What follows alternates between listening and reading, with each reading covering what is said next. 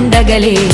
High power ఉల్లాసం, high power ఉత్సాహం, high power ఆరోగ్యం, హై పవర్ ఆనందం. గుంటూరు వారి XXL మరియు హై పవర్ హార్స్ దేశవాళీ మినపగుళ్ళు. బంధాలు అనుబంధాలు మరింత దృఢంగా, మరింత బలంగా.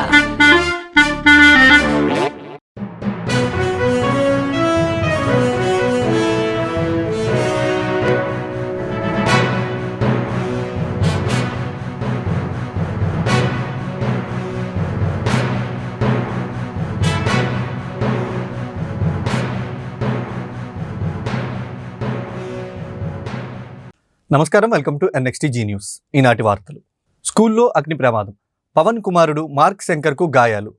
సింగపూర్లో ఉప ముఖ్యమంత్రి పవన్ కళ్యాణ్ చిన్న కుమారుడు చదువుకుంటున్న స్కూల్లో అగ్ని ప్రమాదం జరిగింది.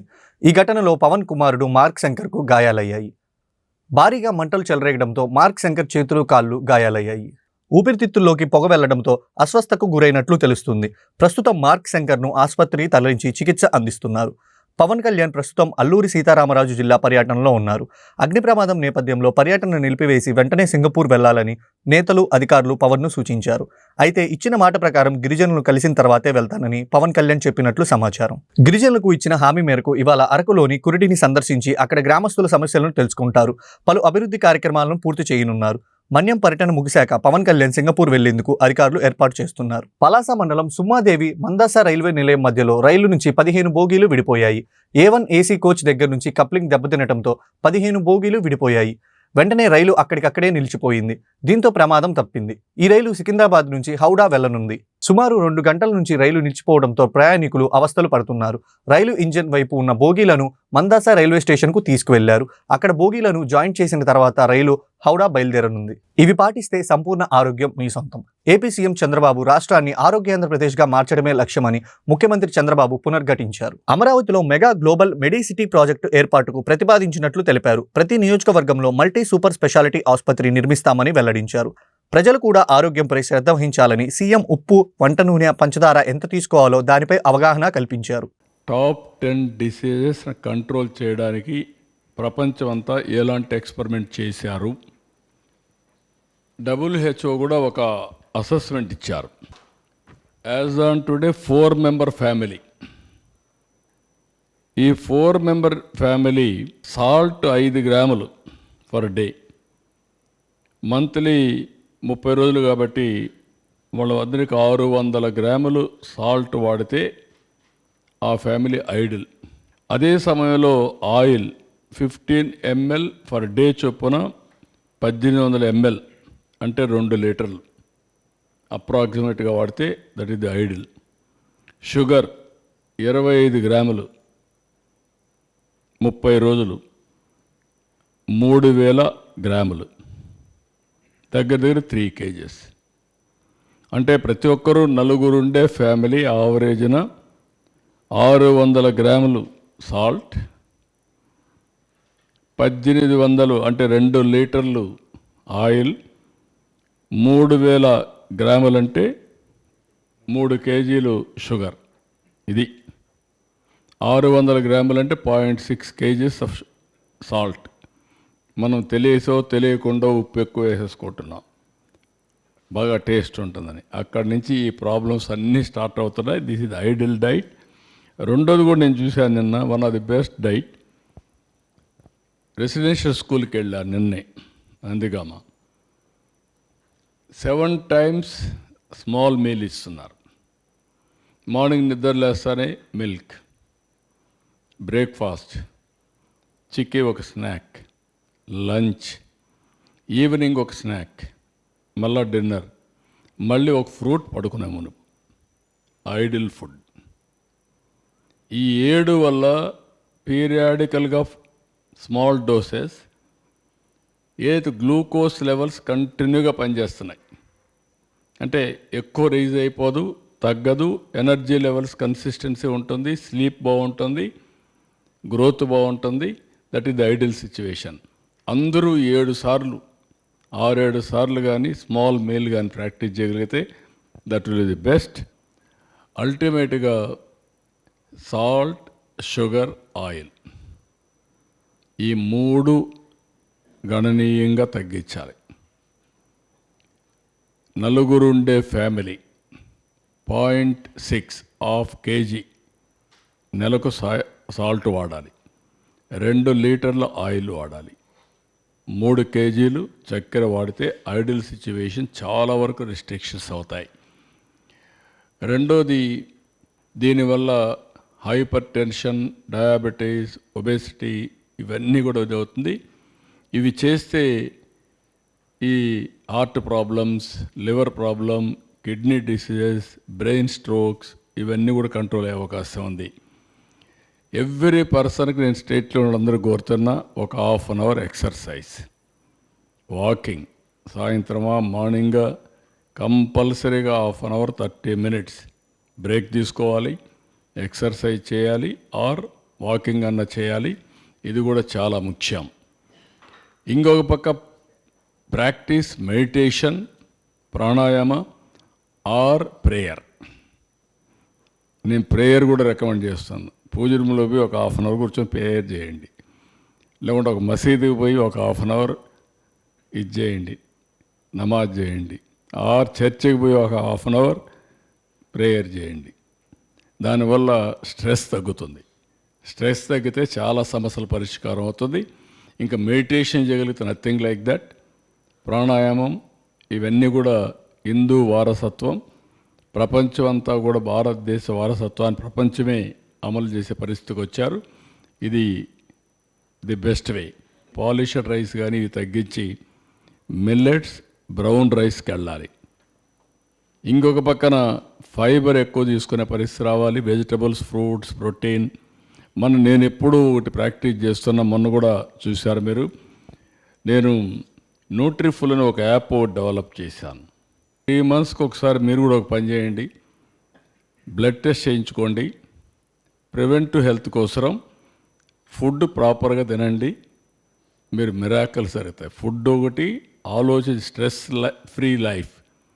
మూడోది ఒక ½ అన్ అవర్ ఎక్సర్సైజ్. ఈ రాత్రులు నిద్రపోవడం, సరిగ్గా నిద్రపోండి. మంచి పనులు చేస్తే నిద్ర ఎక్కువ వస్తుంది, సాలిడ్ స్లీప్ వస్తుంది. తప్పు పనులు చేస్తే అవన్నీ మనల్ని హాంట్ చేస్తూ ఉంటాయి. నియోజకవర్గాల పునర్విభజనతో దక్షిణాది రాష్ట్రాలకు అన్యాయం జరుగుతుందని సినీ నటుడు, దర్శకుడు ఆర్ నారాయణమూర్తి అభిప్రాయపడ్డారు. మాజీ మంత్రి వడ్డే శోభనాద్రేశ్వరరావు రచించిన రాష్ట్ర ప్రభుత్వ పథకాల్లో ప్రాధాన్యతల్లో సవరణల ఆవశ్యకత పుస్తకాన్ని Vijayawada press club R Narayanamurthy ఆవిష్కరించారు. మాజీ మంత్రి వడ్డే శోభనాద్రేశ్వరరావు రచించిన రాష్ట్ర ప్రభుత్వ పథకాల్లో ప్రాధాన్యతల్లో సవరణలు ఆవశ్యకత పుస్తకాన్ని విజయవాడ ప్రెస్ క్లబ్లో ఆర్ నారాయణమూర్తి ఆవిష్కరించారు. ఈ సందర్భంగా నారాయణమూర్తి మాట్లాడుతూ, కేంద్ర ప్రభుత్వం యోచించిన నియోజకవర్గాల పునర్విభజన ఉత్తరాది రాష్ట్రాలకు మేలు, దక్షిణాది రాష్ట్రాలకు అన్యాయం చేసేలా ఉందని విమర్శించారు. కేంద్ర రాష్ట్ర ప్రభుత్వాల మధ్య సామాఖ్య స్ఫూర్తి కీలకమని చెప్పారు. రాష్ట్రాలపై కేంద్రం పెత్తనం చెలాయించడం భావ్యం కాదన్నారు. ఫెడరల్ లక్షణాలు ఉన్నాయో దాన్ని కాపాడుకోవాలి. అందుకే రామారావు చాలా గొప్ప చెప్పాడిన, కేంద్రం అనేది ఒక మిథ్య, రాష్ట్రాలు చాలా స్ట్రాంగ్గా ఉండాలి, రాష్ట్రాలు ఇగ్నోర్ చేయకండి, అప్పుడే కేంద్రం గొప్పతనం తెలుస్తున్నాను రామారావు గారు. ఆ దశలో భాగంగా నేను ముఖ్యంగా కోరేది ఏంటంటే, ఈవేళ నియోజకవర్గాల పునర్విభజన ఏమవుతుందో పార్లమెంట్ స్థానాల కోసం, ఆ పునర్విభజన విషయంలో మాత్రం మన భారతదేశంలో ముఖ్యంగా సౌత్ ఇండియాకి చాలా అన్యాయం జరుగుతుంది. చాలా బర్నింగ్ ఇష్యూ మిత్రులరా. దేశం చాలా క్లిష్ట పరిస్థితులు మీరు నమ్మండి. కేవలం కేంద్రంలో కొద్దిమంది పెద్దలు, ఓ అంబానీ, అదానీలు, జిందాలు, ఒక పెట్టుబడిదారులక సపోర్ట్తో శాస్త్రంగా రూల్ చేయాలని కుట్రలతో నార్త్ ఇండియా పెత్తనం చేయాలనే ఒక దురుద్దేశంతో ఇవాళ నియోజకవర్గాల పునర్విభజన చేపట్టింది. అది ఏం చేసింది, ఏం పాపం చేసింది సౌత్ ఇండియా? మీ గవర్నమెంట్ కేంద్ర ప్రభుత్వం చెప్పిన కుటుంబ నియంత్రణని తూచా తప్పకుండా అమలు చేయడమా సౌత్ ఇండియా చేసిన మహాపాపం? సెంట్రల్ గవర్నమెంట్ ఆఫ్ ఇండియా ఏ పనులు అయితే కట్టమందో ఆ పనులన్నీ కూడా చాలా గొప్పగా కట్టి కేంద్రం రాష్ట్రాల బలోపేతానికి కృషి చేసిన పాపమా సౌత్ ఇండియా? ఇవాళ సౌత్ ఇండియా ఏం చేసిందని మీకు ఈవేళ సౌత్ ఇండియాకి ఎంపీ స్థానాలు ఎక్కడ మీరు చేస్తారు? నార్త్ ఇండియాలో యూపీ, బీహార్, మధ్యప్రదేశ్, రాజస్థాన్, ఈ 4 రాష్ట్రాల్లో మ్యాక్సిమం ఎంపీస్. టేక్ యూపీ, ఎంతమంది ఎంపీలు ఇవాళ నియోజకవర్గాలు పునర్విభజన జరిగితే? అంటే ఎప్పుడు యూపీ రూల్ చేయాలా? ఎప్పుడు నార్త్ ఇండియా రూల్ చేయాలా? What about south India? స్వతంత్రం వచ్చిన తర్వాత మన దేశంలో ఇప్పుడు దాకా 14 మంది ప్రైమ్ మినిస్టర్ ఆఫ్ ఇండియాలో వేరు. అందులో మీరు నమ్మని మిత్రులారా, 2 మాత్రమే from south India. One is TV Narasarao, అందరూ మంది దేవగౌడ్ గారు. అది కూడా మన రామారావు గారు చలవ వల్ల, నేషనల్ ఫ్రంట్ చలవ వల్ల. మీరు నమ్మని మిత్రులారా, 12 మంది నాస్తి తినేవాడు తమ్మండూరు యూపీ వాడు మీరు నమ్మండి. ఈ రకంగా పునరుద్ధరణ చేసుకుంటూ పోతే మన పార్లమెంట్ స్థానంలో మనల్ని దక్కకుండా పోతే ఈ పంచవర్ష ప్రణాళిక అనండి, ఇప్పుడు సో మెనీ ఫ్యాక్టర్స్ అనండి, అందరూ ప్రైమరీ సెక్రటరీలో ఆడే అయితే మనకు నిధులే వస్తాయి. వాళ్ళ పార్టీలు కాబట్టి నిధులు రావు, మనకి ఎలా వెనకబడిపోవడం ఇది దుర్మార్గం. అందుకని దీంట్లో ఉన్న కుట్ర ఏంటంటే నేను ఫీల్ అవుతున్నది మిత్రులారా, మొత్తం వాళ్ళే రూల్ చేస్తూ నార్తీనే రూల్ చేస్తూ వాళ్ళ పెత్తనం మన మీద జలుతూ అదానీలు అంబానీలు జిందాల్ లాంటి పెట్టుబడిదారులు కార్పొరేట్దారులు ఎవరైతే ఉన్నారో వాళ్ళు మిలకత్తై మొత్తం దేశంలో ఉన్న కన్యాకుమారి కాశ్మీరం బొంబే టు గౌహతి మొత్తం దేశంలో ఉన్న సంపద ఏమవుతుందో సంపదను కొల్లగొట్టుకోవడానిక ఈ నియోజకవర్గాల పునర్విభజన. ఒడిశాలోని కోరాపుట్ జిల్లా సునాబేడ్కు చెందిన 22 ఏళ్ల ఆశిష్ చౌక్ సింగ్ ఈ నెల 2వ తేదీన రోడ్డు ప్రమాదానికి గురై విశాఖ ప్రైవేట్ ఆసుపత్రిలో చేరారు. ఆరోగ్యం క్షీణించడంతో బ్రెయిన్ డెడ్ అయ్యింది. అవయవదానంపై ఆశిష్ కుటుంబానికి వైద్య బృందం అవగాహన కల్పించడంతో వారు అంగీకరించారు. ఈ విషయాన్ని జీవన్ దాస్ రాష్ట్ర కోఆర్డినేటర్ డాక్టర్ రాంబాబు దృష్టికి తీసుకువెళ్లడంతో యువకుడి నుంచి అవయవాలు సేకరించేందుకు అనుమతులు జారీ చేశారు. యువకుడి శరీరం నుంచి కిడ్నీ, లివర్, ప్యాంక్రియాటిస్, స్మాల్ బౌల్ అవయవాలను తీసి గ్రీన్ ఛానల్ ద్వారా ఇతర ఆసుపత్రులకు తరలించారు. తన కుమారుడు చనిపోతూనే మరో 5గురికి జీవితాల్లో వెలుగు నింపడంపై గర్వంగా ఉందని కుటుంబ సభ్యులు తెలిపారు. ఫస్ట్ జాయిన్ అయ్యారు, అతనికి రోడ్ యాక్సిడెంట్ అయ్యారు. సో చాలా వరకు ట్రై చేశారు అన్నీ రిట్రైవ్ చేయాలని, కానీ ఏమీ చేయలేదు. తన కండిషన్ బాగాలేకపోవటం వల్ల, బ్రెయిన్ డెడ్ అవ్వటం వల్ల ఆర్గాన్ డొనేషన్ అనేది జరిగింది. వాళ్ళ ఫ్యామిలీ మెంబర్స్ అందరికీ మేము థ్యాంక్స్ చెప్తూ ఆ ఆర్గాన్స్ ఒకటి మా MGM 7 Hills పేషెంట్కి తీసుకున్నామండి, ఇంకొకటి KGHకి వెళ్ళింది, ఇంకొక ఆర్గాన్ కేర్ హాస్పిటల్కి వెళ్ళిందండి. లివర్ వచ్చేసి, ప్యాంక్రియాస్ అవన్నీ చెన్నై MGM హాస్పిటల్కి వెళ్ళినాయండి. దిల్సుఖ్ నగర్ పేలుళ్ల కేసులో దోషులకు ఉరిశిక్ష. దేశవ్యాప్తంగా సంచలనం సృష్టించిన దిల్సుఖ్ నగర్ జంట పేలుళ్ల కేసులో తెలంగాణ హైకోర్టు కీలక తీర్పు వెల్లడించింది. NIA కోర్టు విధించిన ఉరిశిక్షను రద్దు చేయాలంటూ 5గురు దోషులు దాఖలు చేసిన అప్పీళ్లు ఉన్నత న్యాయస్థానం డిస్మిస్ చేసింది. 2013 ఫిబ్రవరి 21న దిల్సుఖ్ నగర్లోని బస్టాప్లో మిర్చి పాయింట్ల వద్ద జరిగిన జంట పేలుళ్లలో 18 మంది మృతి చెందగా 131 మంది గాయపడ్డారు. ఈ కేసులో ప్రధాన నిందితుడు మహమ్మద్ రియాజ్ అలియాస్ రియాజ్ పరారీలో ఉండగా మిగిలిన 5గురు నిందితులకు NIA కోర్టు ఉరిశిక్ష విధిస్తూ 2016 డిసెంబర్ 13న తీర్పు వెలువరించింది. సత్యవర్ధన్ కిడ్నాప్ కేసులో వల్లభనేని వంశీ రిమాండ్ గడువు పొడిగింపు.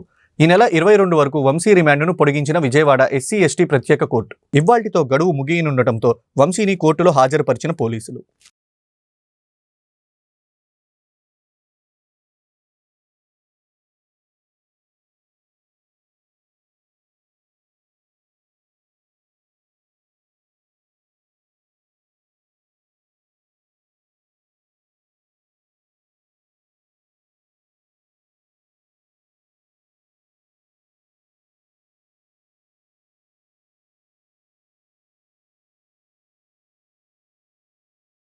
హత్యా రాజకీయాలు చేసేందుకు జగన్ సత్యసాయి జిల్లా రాప్తాడు నియోజకవర్గంలో పర్యటిస్తున్నాడని ఎమ్మెల్యే పరిటాల సునీత తీవ్ర ఆరోపణలు చేశారు. లింగమయ్యది ఫ్యాక్షన్ వల్ల జరిగిన హత్య కాదని, కేవలం 2 వ్యక్తుల మధ్య జరిగిన గొడవ వల్ల జరిగిన హత్య అని అన్నారు. తోపుదుర్తి ప్రకాష్ రెడ్డి దీన్ని రాజకీయం కోసం ఫ్యాక్షన్ హత్యగా చూపించి జగన్ను తీసుకువచ్చి హత్యా రాజకీయాలు చేయాలనుకుంటున్నారన్నారు. ప్రాంతంలో నా మండలంలో ఈ విధంగా జరగడం అది చాలా బాధాకరమని కూడా మేము చేసాం. అది మామూలుగా సాధారణంగా గొడవపడి చనిపోవడం తప్ప అది ఒక ఫ్యాక్షన్ మర్డర్ అయితే కాదని ప్రత్యేకంగా నేను కూడా చెప్తున్నాను. ఒక ఫ్యాక్షన్ మర్డర్గా సృష్టించి తోపు బ్రదర్స్ వాళ్ళు ఏదో రకంగా రాజకీయంగా చేయాలని లాస్ట్ 5 ఏళ్ళు వాళ్ళు ప్రతిపక్షంలో ఉన్నప్పుడు కూడా ఒక పక్క వాల్మీకి ఒక పక్క కురుబ వాళ్ళు ముందు పెట్టుకుని కూడా రాజకీయం కూడా చేశారు. మళ్ళీ వాళ్ళు ఎమ్మెల్యే అయిన తర్వాత పాపం వాళ్ళు పట్టించుకుని పాపాన్ని కూడా పోలేదు. మళ్ళీ ఈ రోజు వాళ్ళు ప్రతిపక్షంలో ఉన్నారు కాబట్టి వాళ్ళకి దొరక 9 నెలల తర్వాత ఆయన లింగమయ్య చనిపోయాడు కాబట్టి ఆ లింగమయ్యని ఒక రాజకీయంగా వాడుకొని ప్రకాష్ రెడ్డికి కూడా ఆయన జగన్ రెడ్డి కూడా పరిటాల కుటుంబం వాళ్ళు ఈ విధంగా చంపారు, ఒక ఫ్యాక్షన్ మర్డర్ అని చెప్పి ఈరోజు ఆయన్ని ఇక్కడ తీసుకొని రావడం అది ఎంతవరకు సహజమని కూడా కనుక్కోవాలి. తీసుకొచ్చిన తర్వాత పాపరేట్పల్లికి వచ్చిన తర్వాత కనీసం ఆ కుటుంబాన్ని పరామర్శించి రెచ్చగొట్టి మాట్లాడుకోకుండా ఆ కుటుంబానికి కూడా న్యాయం చేసి వెళ్ళమని నేను మాజీ సీఎం గారికి కూడా చెప్తున్నాను. ఈ వార్తలు ఇంతటితో సమాప్తం. తిరిగి మరో బులెటిన్లో మళ్ళీ కలుద్దాం.